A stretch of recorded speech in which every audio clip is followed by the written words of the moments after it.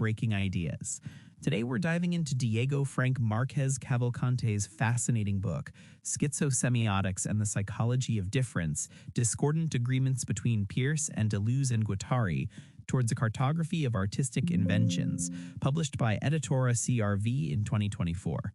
Rachel, this title alone is a journey. Can you set the stage for us? Absolutely, Jake. Cavalcante embarks on an ambitious project to forge a scientific understanding of the mind's diversifying power, particularly through artistic creation. He does this by weaving together the semiotics and pragmatism of Charles Sanders Peirce with the philosophy of difference and schizoanalysis from Gilles Deleuze and Félix Guattari. The core idea is schizo-semiotics, a conceptual blending meant to serve a psychology of difference, which investigates how the mind generates difference. So schizo isn't used in a clinical sense, but more metaphorically, as Deleuze and Guattari would imply. What does that entail for this new science of the mind? Exactly. For Deleuze and Guattari, schizo refers to a nomadic, semiotic, and machinic force that tears through dominant signifying schemes, allied with chaos and the asignifying. It's about desire as production, investigating semiotic and organic mutations in individuals, groups, or institutions. Cavalcante captures this, aiming to think scientifically about the mind's mutating action through signs, or semiosis, to understand how difference is generated. That's a powerful reframe. Before we get too deep into the schizo aspect, let's talk about Peirce's foundational ideas, particularly his philosophical architecture. How does Cavalcante use it as a conceptual machine? Cavalcante argues that Peirce's philosophy is a complex diagram of conceptual machines, moving from the most abstract to the most empirical. It starts with mathematics, then philosophy, and finally special sciences. Mathematics, being purely hypothetical and deductive, invents diagrams as abstract structures for thought experiments. These diagrams, as Peirce noted, are a skeletal view of the life of thought, focusing on what must be rather than what is. This resonates with Deleuze and Guattari's concept of a diagram as independent of forms and substances, representing a pure abstract potency. So the mathematical diagram is a machine for differentiating ideas. How does this abstract flow then move into Peirce's core philosophical categories, which seem more concerned with direct experience? Peirce's phenomenology, the first branch of his philosophy, builds directly on these mathematical insights. It seeks universal categories present in all phenomena, bridging the thing in itself and the phenomenon. He identifies three universal categories. Firstness is pure quality, potential, immediate and independent, like the pure positivity of a color. Secondness is brute action-reaction, effort, resistance, the here and now, always dual.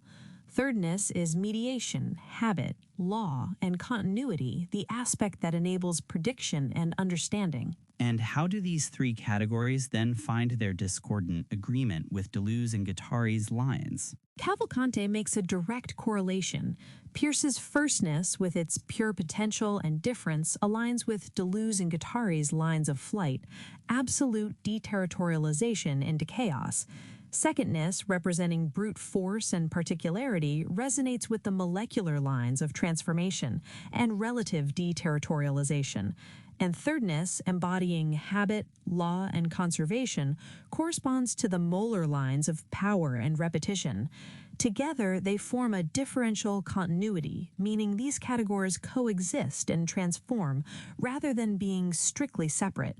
A legisign molecular, for example, is a flexible, emerging formula, differentiating from the molar legisigns, which are highly striated and conservative. That's a crucial connection. Peirce then moves into his normative sciences, aesthetics, ethics, and logic. How does this framework influence the study of the mind? The normative sciences, as Peirce describes them, are concerned with ends, or what ought to be. They capture phenomenological flows and add a critical, self-controlled dimension. Aesthetics is the first, focused on the admirable, the devir, or becoming of feeling, cultivating new sensibilities. Cavalcante links this to Deleuze's interpretation of Nietzsche's will to power, not as domination, but as a will to difference, to affirm intensity and encounter chaos. For Peirce, aesthetic aspiration is a passionate attraction to novelty and the differentiation of feeling. So it's about actively cultivating an openness to new sensations rather than simply judging against established norms. And ethics, then. Ethics follows aesthetics, delving into the deliberation of purpose and values. It investigates what values should guide our actions, especially when confronted by irritations or shocks from alterity. This leads to continuous self- and heterocriticism, fostering a devir or evolution of values. Cavalcante sees discordant agreements here with Deleuze's eternal return of difference, where repetition isn't of the same but of the different, affirming singular values and actively negating reactive, nihilistic tendencies. And logic, which seems like Peirce's ultimate concern. Logic, the third normative science, invents reasonable means to achieve the aesthetic and ethical ends. It's the theory of deliberate thought.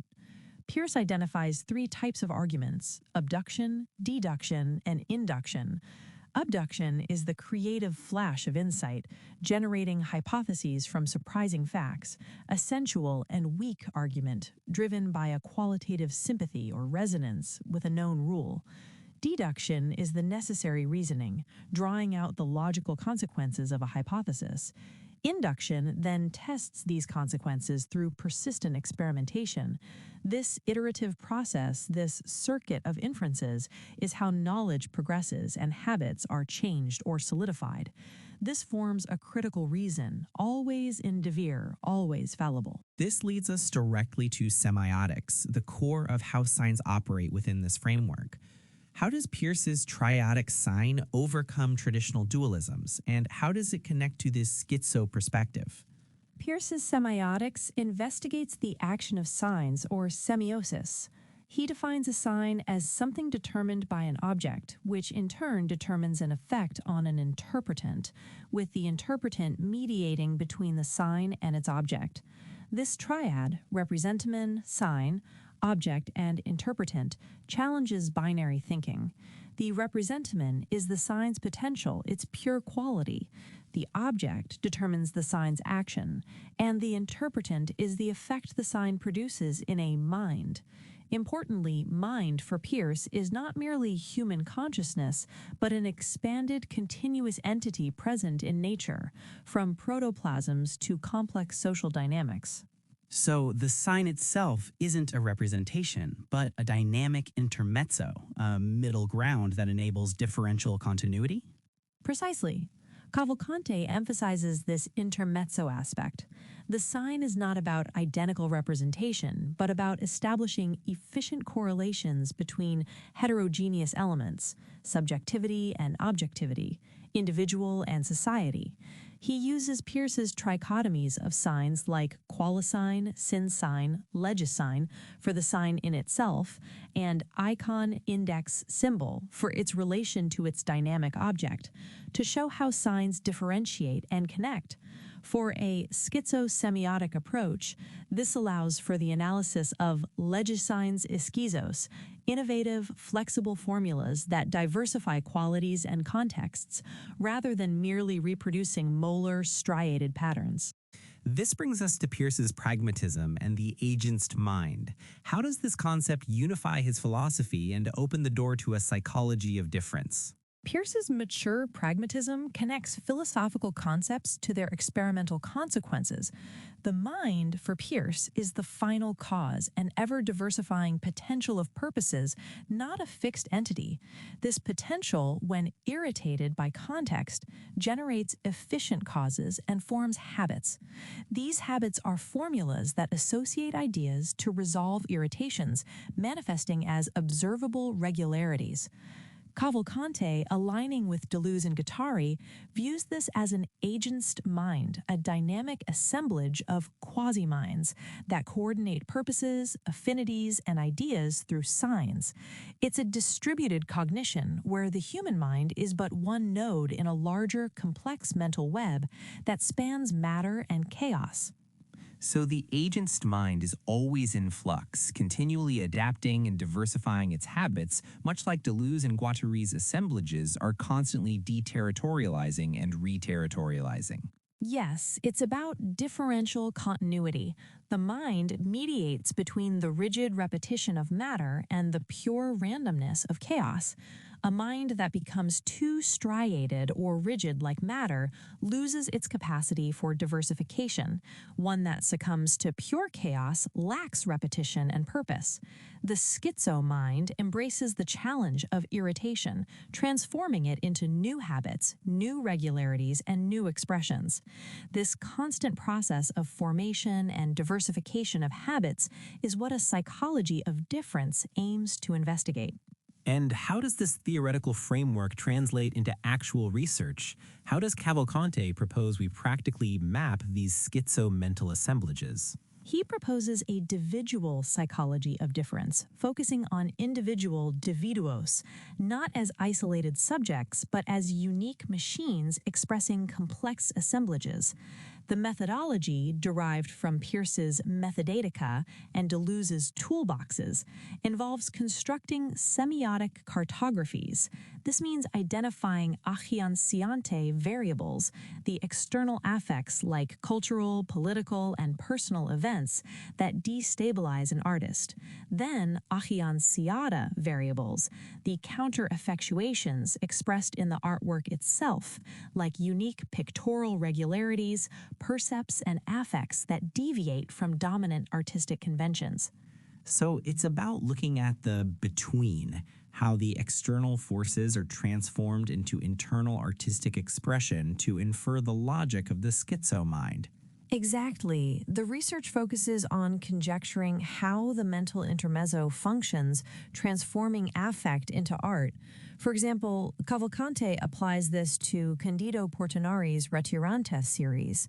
The agenciante variables include the historical drought in Brazil, social inequalities, political associations, and artistic influences like Expressionism, Cubism, and Renaissance techniques. The agenciata variables are the paintings themselves, which show a unique blend of these influences: deformed bodies, stark perspectives, and intense emotional expressions. Can you give us a concrete example from Portinari's Retirantes series? Certainly, in Portinari's Crianza Morta, you see a synthesis of these schizo signs. The exaggerated, almost triangular tears and elongated necks resonate with Expressionism and Cubism, while the skeletal forms evoke both the literal suffering of drought victims and the woodcut aesthetic from local folk art. The symmetry and perspective characteristic of the Renaissance are used not to depict divine harmony, but to emphasize the central, dehumanizing tragedy of the famine.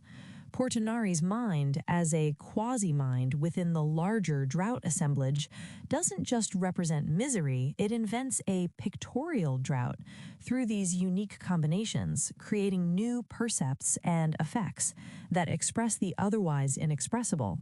This is the monument of his style, a unique fabrication of sensibilities. That's a profound way to understand artistic creation, not as mere reflection, but as a dynamic transformation of reality.